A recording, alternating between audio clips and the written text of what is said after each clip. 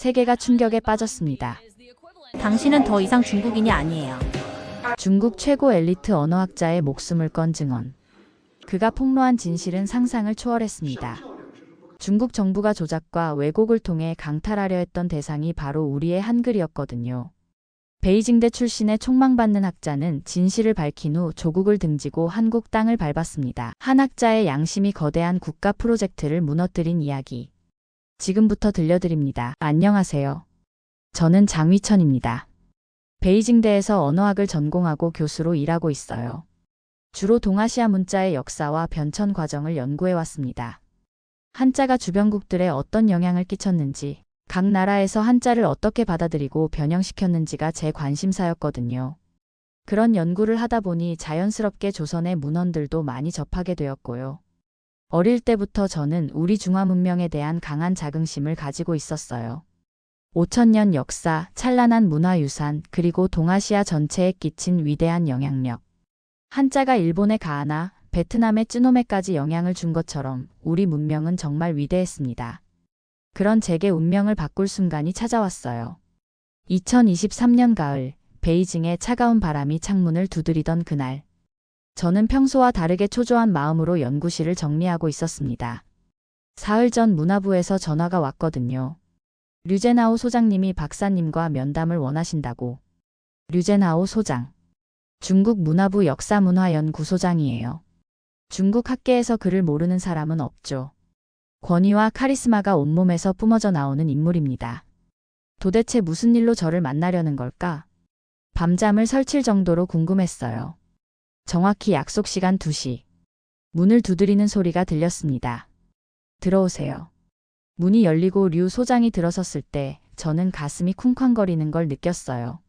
실제로 마주한 그의 존재감은 상상했던 것보다 훨씬 강렬했습니다. 장 박사님, 시간 내주셔서 감사합니다. 류 소장의 목소리는 낮고 침착했어요. 하지만 그 안에 숨겨진 긴장감을 느낄 수 있었습니다. 아, 소장님. 제가 감사하죠. 이런 영광이 어디 있겠습니까? 제 목소리가 떨렸어요. 이런 거물과 1대1로 만나다니. 손바닥에 땀이 났습니다. 조국을 위해 중요한 일을 맡아주셨으면 해서 찾아왔습니다. 조국을 위해. 그 네 글자가 제 심장을 쿵쾅거리게 만들었어요. 저에게 조국보다 소중한 건 없었거든요. 류 소장이 천천히 입을 열었습니다. 최근 국제사회에서 한글이 비정상적으로 주목받고 있습니다. 유네스코에서는 한글을 세계에서 가장 과학적인 문자라고 극찬하고 있고, 서구 언론들도 앞다투어 한글의 독창성을 보도하고 있어요. 제 이마에 주름이 잡혔습니다. 뭔가 불편한 기분이 들기 시작했어요. 하지만 우리는 진실을 알고 있지 않습니까? 동아시아의 모든 문자 문명은 우리 중화 문명에서 파생된 것이라는 걸. 맞습니다. 저 역시 그렇게 믿어왔어요. 한자가 동아시아 문자 문화의 뿌리라는 건 학계의 정설이었거든요. 한글 역시 예외일 수는 없다고 생각했습니다. 문제는 이런 잘못된 인식이 확산되면서 우리 문명의 위상이 흔들리고 있다는 점입니다. 류 소장의 표정이 심각해졌어요. 그래서 정부 차원에서 특별 프로젝트를 추진하기로 했습니다. 동아시아 문자 기원 통합 연구라는 이름으로요. 제 귀가 번쩍 뜨였습니다. 정부 차원의 특별 프로젝트라니. 목적은 명확합니다. 한글이 중국 문자에서 유래했다는 학술적 증거를 확보하는 것이에요. 그 순간 온몸에 전율이 흘렀어요. 이런 중대한 연구를 제가 맡는다면 상상만 해도 가슴이 벅찼습니다. 장 박사님이야말로 이 프로젝트에 가장 적합한 인물입니다. 중국 전통 문자학에 정통할 뿐만 아니라 조선 한자 문화까지 깊이 연구하셨으니까요. 제 입술이 바짝 말랐어요. 평생 준비해온 순간이 드디어 온 것 같았습니다. 학문적 실력은 물론이고 조국에 대한 충성심까지 겸비하신 분이시니까요. 류 소장의 눈빛이 저를 꿰뚫어보고 있었어요. 마치 제 마음속까지 들여다보는 것 같았습니다. 저는 숨을 깊게 들이마셨습니다. 소장님, 정말 영광입니다. 우리 문명의 위대함을 세계에 알릴 수 있다면 제 모든 걸 바치겠습니다. 그 순간 류 소장의 얼굴에 만족스러운 미소가 스며들었어요. 저는 마치 역사의 주인공이 된 기분이었습니다. 예산과 연구진, 시설은 무제한 지원하겠습니다. 다만 한 가지, 결과는 확실히 내주셔야 해요. 며칠 뒤 연구팀이 구성되었고 최첨단 시설이 제공되었어요. 제 새로운 연구실에는 온갖 귀중한 자료들이 산더미처럼 쌓였습니다. 정부에서 극비로 수집한 문서들이었죠. 매일 아침 일찍 연구실에 나와 밤늦게까지 자료를 뒤지는 저 자신이 자랑스러웠어요. 마치 역사적 진실을 찾아가는 탐험가가 된 기분이었습니다. 드디어 중화 문명의 진정한 위대함을 증명할 수 있겠어. 그때만 해도 몰랐어요. 이 모든 게 얼마나 치밀하게 계획된 함정인지를. 제가 진실을 찾는 학자가 아니라 거짓을 만드는 도구로 이용당하고 있다는 걸. 연구 시작 3주째, 저는 설렘 반 긴장 반으로 문화부에서 제공한 핵심 자료들을 펼쳐보고 있었습니다. 세종대왕 시대의 문서라고 하는 것들이었죠. 장위천은 한글이 중국 문자의 영향을 받아 만들어졌다고 굳게 믿고 있었습니다. 중화 문명이 동아시아 전반에 끼친 영향력 속에서 한글 역시 예외일 수 없다고 여겼거든요. 이 프로젝트가 진실을 밝히는 학문적 기회라고 생각했어요. 첫 번째 문서를 조심스럽게 펼쳤어요. 그런데 뭔가 이상했습니다. 문서에는 이 법은 중국 성모의 원리에서 비롯되었음이라는 내용이 적혀 있었는데 문제는 이게 청나라 이후에나 쓰이던 의문학 용어라는 거였어요. 15세기 조선에서 이런 표현을 썼을 리가 없었습니다. 제 손이 미세하게 떨렸어요. 설마 이게 뭔가 잘못된 건가? 더 자세히 살펴보니 문제는 한둘이 아니었어요. 종이 재질이 이상했습니다. 조선시대 한지와는 전혀 다른 질감이었어요. 서체도 마찬가지였죠. 세종시대의 서체와는 미묘하게 달랐습니다. 특히 충격적이었던 건 어떤 문서에 적힌 내용이었어요. 훈민정음 반포 직전 명나라 사절단에게 자음체계를 설명하였다. 이런 기록이 과연 실록에 있었을까요? 급히 세종실록 데이터베이스를 뒤져봤습니다. 하지만 그런 내용은 어디에도 없었어요. 승정원 일기도 외교 문서도 심지어 개인 일기까지 찾아봤지만 말이에요. 가슴이 쿵쾅거리기 시작했습니다. 더 끔찍한 발견이 기다리고 있었어요. 세종실록에서 인용했다고 주장하는 구절이 있었거든요. 세종 12년 3월 명나라 학자들과 훈민정음 제자리에 대해 논의했다. 하지만 실제 실록 어디에도 이런 기록은 존재하지 않았습니다. 제가 20년간 조선시대 문헌을 연구해온 전문가인데 이런 중요한 기록을 놓쳤을 리가 없어요. 결정적인 순간이 왔어요. 문서에 인쇄된 금속 활자의 글꼴을 현미경으로 분석했을 때였습니다. 의뢰자, 갑인자. 조선시대 금속 활자들의 특징을 손바닥 보듯 알고 있던 저였기에 단번에 알 수 있었어요. 이 활자는 조선시대 것이 아니었습니다. 손이 덜덜 떨렸어요. 국립도서관 보존팀에 자문을 구했습니다. 결과는 제 두려움을 확인해줬어요. 이 인쇄기법은 20세기 중반 이후의 것으로 보입니다. 그 순간 온몸에 소름이 돋았습니다. 이 문서들은 명백히 현대에 조작된 것들이었어요. 뭔가 이상한데? 처음엔 저 자신도 놀랐어요. 20년간 중화문명의 위대함을 믿고 살아온 제가 왜 이런 의심을 하고 있는 걸까? 정부에서 준 자료를 의심한다는 것 자체가 제게는 배신감 같은 것이었거든요. 하지만 학자로서의 본능은 속일 수 없었어요. 아무리 원하는 결론이 있어도 이상한 건 이상한 거였습니다. 마음 한편으로는 내가 너무 까다로운 건 아닐까, 완벽한 자료가 어디 있겠어 하면서도 다른 한편으로는 이건 정말 아니야 하는 목소리가 들렸어요. 며칠 더 조사하면서 저는 점점 이상한 기분이 들었습니다.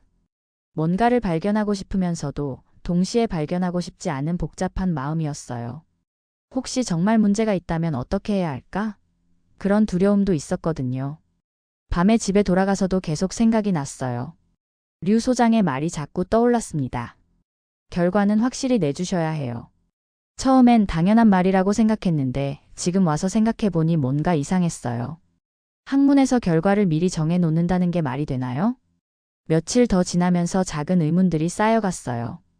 왜 이렇게 시대에 맞지 않는 표현들이 많을까? 왜 중요한 기록들이 실록에는 없을까? 거울 앞에 서서 제 자신을 바라봤습니다. 요즘 부쩍 늙어 보이는 얼굴이었어요. 혹시 내가 너무 의심이 많은 건 아닐까? 정부를 믿지 못하는 건 아닐까? 하지만 학자로서 의심하는 건 당연한 일 아닌가? 점점 드러나는 문서의 이상한 점들. 혹시 이게 단순한 실수가 아닐 수도 있겠다는 생각이 조금씩 들기 시작했어요. 아직은 확신할 수 없었지만 뭔가 잘못되어 가고 있다는 불안감이 커져갔습니다. 강정훈을 만난 건 정말 운명이었을지도 모르겠어요. 대학원 동기였던 그는 한국계 중국인으로 항상 사실과 진실을 중시하는 역사학자였습니다. 제 고민을 털어놓자 그는 조용히 고개를 끄덕였어요. 위천, 진짜 1차 사료를 봐야 해. 정부가 준 자료 말고. 그의 목소리엔 확신이 있었습니다. 훈민정음 해례본, 세종실록, 동국정운. 이런 원본 사료들을 직접 확인해보자. 가슴이 뛰었어요. 아니, 무서웠다고 해야 맞을 것 같네요.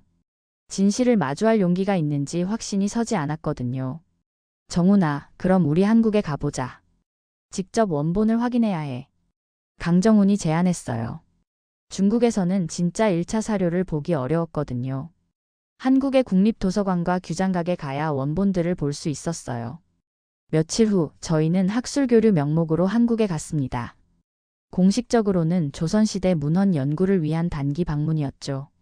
국립도서관과 규장각을 찾아갔을 때의 떨림을 지금도 잊을 수 없어요. 수백 년 된 해례본이 제 눈앞에 놓였을 때 저는 숨을 참고 있었습니다. 그리고 그 순간이 왔어요. 나라 말이 중국과 달라 한자와 서로 통하지 아니하므로. 이 문장을 읽는 순간 제 세상이 무너졌습니다. 세종대왕이 직접 밝힌 한글 창제의 가장 핵심적인 동기였어요. 한글이 조선 고유의 언어 문제를 해결하기 위해 만들어졌다는 명백한 증거였습니다. 손이 떨렸어요. 지금까지 제가 믿어온 모든 게 한순간에 흔들렸거든요. 한글은 중국 문자에서 영향을 받아 만들어졌다는 제 전제는 이 문장 하나로 사실상 무너지는 셈이었어요. 그런데 더 당황스러운 건 왜 제가 이런 근본적인 사실을 지금까지 몰랐느냐는 거였어요.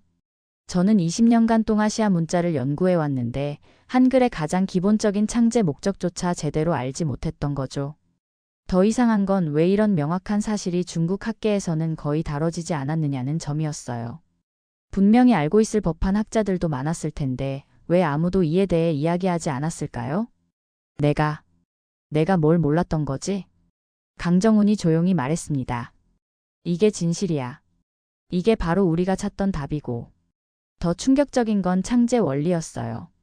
자음이 발음 기관의 모양을 본뜬 방식, 모음의 천지인 철학. 이건 그 어떤 외래 문자와도 닮지 않은 완전히 독창적인 체계였습니다. 제가 지금까지 믿어온 중국 문자 유래설과는 정면으로 충돌했어요. 동국정운의 서문에서 신숙주가 쓴 세종이 친히 소리를 연구하여 새로운 문자를 창제하였다는 기록을 봤을 때는 정말 소름이 돋았어요. 외부 영향 없이 독자적으로 문자 체계를 완성했다는 결정적 증거였거든요. 밤새 잠을 이룰 수 없었습니다. 침대에 누워 천장을 바라보며 생각했어요. 그럼 내가 지금까지 한 연구는 뭐지? 내 신념은 다 틀렸단 말인가? 하지만 동시에 학자로서의 본능이 깨어나고 있었어요. 이게 바로 진짜 학문이구나.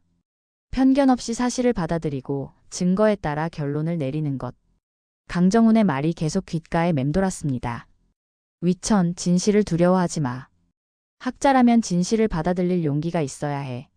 그 순간 저는 처음으로 깨달았어요. 한글이 얼마나 놀라운 문자인지를. 세종대왕의 창제 의도부터 과학적 원리까지 모든 게 완벽하게 설계된 독창적 걸작이었어요. 이런 문자를 만든 민족이 이런 임금이 있었다는 게 정말 경이로웠습니다. 이게 바로 한글의 진실이구나. 그날 밤 저는 제 인생에서 가장 중요한 선택의 기로에 서 있었습니다. 거짓을 계속 믿을 것인가, 아니면 진실을 받아들일 것인가. 저는 혼란과 충격 속에서 처음으로 내가 잘못된 전제를 믿고 있었던 건 아닐까라는 자각에 도달했습니다. 중간 보고서 제출 기한이 다가왔을 때 저는 정말 막막했습니다. 뭘 써야 할지, 어떻게 써야 할지 감이 안 잡혔어요. 진실을 아니상 거짓 보고서를 쓸 수는 없었거든요. 그때 류제나오 소장이 제 연구실로 찾아왔어요. 장 박사, 보고서는 잘 준비되고 있죠? 그의 눈빛이 예전과 달랐습니다. 날카롭고 의심스러운 시선이었어요. 저는 목소리가 떨렸습니다. 소장님, 자료 검증 과정에서 몇 가지 의문점이. 의문점? 류 소장의 표정이 급변했어요. 온화했던 미소가 사라지고 차가운 경계심이 그 자리를 대신했습니다. 장 박사, 우리가 뭘 기대하는지 아시잖아요. 의문점이 아니라 결론이 필요한 거예요. 제 가슴이 두근거렸습니다. 이건 명백한 압박이었어요. 하지만 학문적으로 검증되지 않은 자료로는 학문? 류 소장이 비웃듯 말했어요. 장 박사 순진하시네요. 이건 학문 프로젝트가 아닙니다. 국가 프로젝트예요. 조국의 위상을 높이는 역사적 사명이고요. 그의 목소리가 점점 위협적으로 변했습니다. 장 박사 부모님이 운영하시는 학원 말이에요. 요즘 세무서에서 관심을 갖고 계시던데. 그리고 박사님의 연구비도 언제든 재검토할 수 있는 사안이거든요. 순간 온몸에 소름이 돋았어요. 이건 노골적인 협박이었습니다. 가족까지 위협하다니. 소장님, 이건 2주 후에 중간보고서 받겠습니다. 우리가 원하는 방향으로 말이에요. 그날 밤 부모님께 전화를 걸었습니다. 아들, 요즘 세무서에서 자꾸 나와서 검사한다더구나. 뭔 일이니? 어머니의 걱정스러운 목소리를 들으니 가슴이 찢어질 것 같았어요. 쟤 때문에 무고한 가족들이 피해를 당하고 있었거든요. 며칠 동안 잠도 제대로 못 잤습니다. 밤마다 같은 생각이 머릿속을 맴돌았어요. 내가 진실을 밝힌다고 세상이 바꿀까? 가족까지 위험에 빠뜨리면서 할 일인가? 강정훈을 만나 고민을 털어놓았어요. 정훈아, 난 어떻게 해야 할까? 그가 진지하게 말했습니다. 위천, 선택은 너의 몫이야. 하지만 한 가지는 확실해. 네가 지금 침묵하면 거짓이 역사가 되는 거야. 그 말이 제 가슴을 후벼 팠어요. 거짓이 역사가 된다니. 그런 일에 제가 일조하고 있다는 현실이 견딜 수 없이 괴로웠습니다. 하지만 가족은 어떻게 해? 그것도 중요하지. 하지만 내 양심은 어떻고? 네가 학자가 된 이유는 뭐였지? 밤늦게 집에 돌아와 거울 앞에 섰습니다. 거기엔 피곤에 지친 중년 남자가 서 있었어요.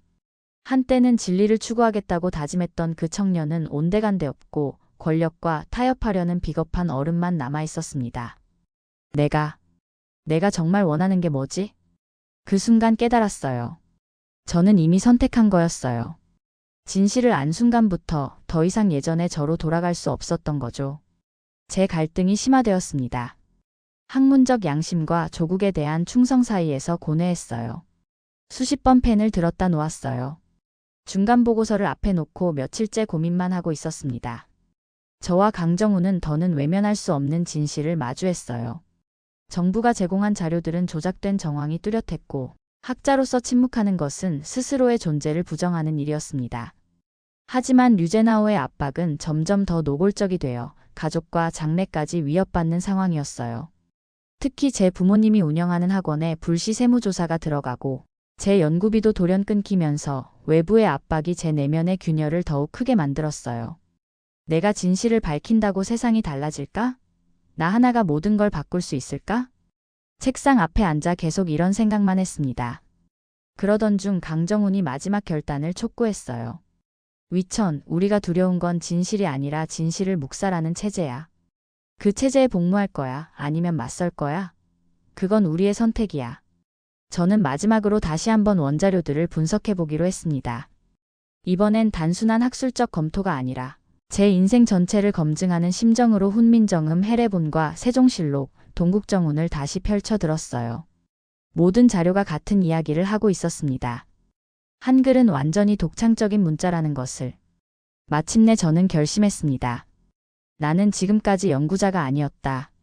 정치의 도구였을 뿐이야. 이제라도 진짜 학자가 되자.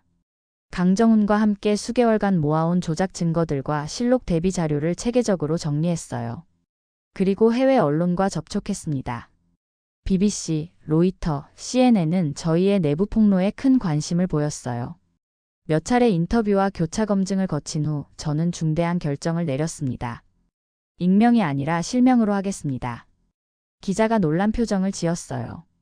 박사님, 그러시면 정말 위험해질 수 있는데. 상관없어요. 진실에는 책임이 따르는 법이니까요. 인터뷰 당일 카메라 앞에 앉았을 때 가슴이 터질 것 같았어요.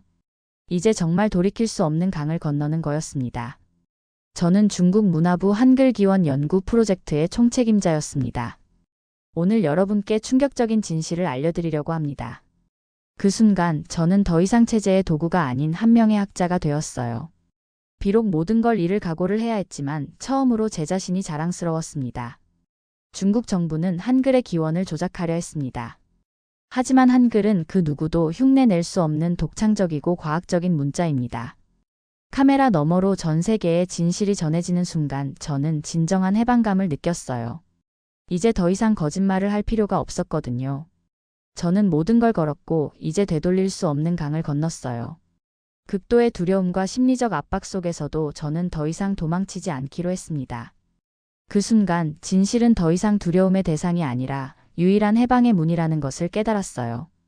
드디어 세계 최초로 중국 정부가 한글의 기원사를 조작하려 했다는 폭로가 제 실명 증언과 함께 전 세계 언론에 보도되었습니다. 중국 내 최고 엘리트 학자인 제가 자국의 역사 왜곡을 폭로하며 진실을 택했다는 사실 자체가 한글의 독창성과 진정한 가치를 세계에 증명하는 통쾌한 반전의 서사로 작용했어요.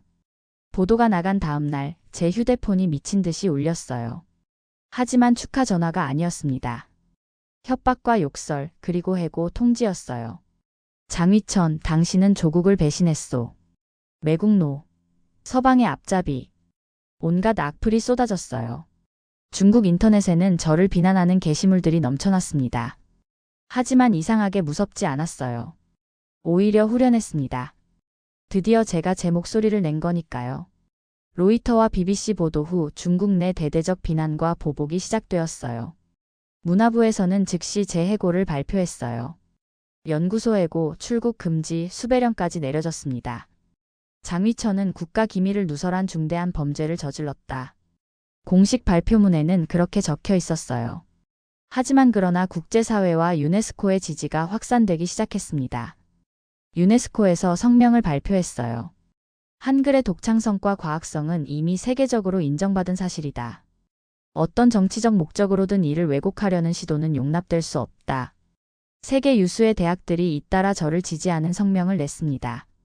한국의 언어학자들은 물론이고 심지어 일본과 베트남의 학자들까지 연대 성명에 참여했어요. 학문의 자유와 진실을 수호한 용감한 학자. 역사 왜곡에 맞선 양심적 지식인. 세계 언론들의 표현이었습니다. 제가 중국에서는 매국노가 되었지만 세계에서는 영웅이 된 거죠. 며칠 후 더 큰 압박이 시작되었어요. 제 연구실 출입이 금지되었고 모든 연구자료 접근 권한도 박탈당했습니다. 심지어 출국 금지 조치까지 내려졌죠. 더 이상 중국에 있으면 안 되겠어. 강정훈과 상의한 끝에 내린 결론이었어요. 하지만 어떻게 나갈 수 있을까요? 출국 금지 상태였거든요. 그때 강정훈이 한 가지 방법을 제안했어요. 위천, 학술회에 참석 명목으로 나가는 건 어때? 아직 완전히 막히기 전에. 며칠 후 베이징에서 열리는 국제언어학 학술대회에 한국 학자들이 참여한다는 소식을 들었어요. 저는 그 학회 관계자들과 은밀히 접촉했습니다. 제 상황을 아시죠? 도움이 필요합니다. 한국 측 학자들이 저를 도와주기로 했어요.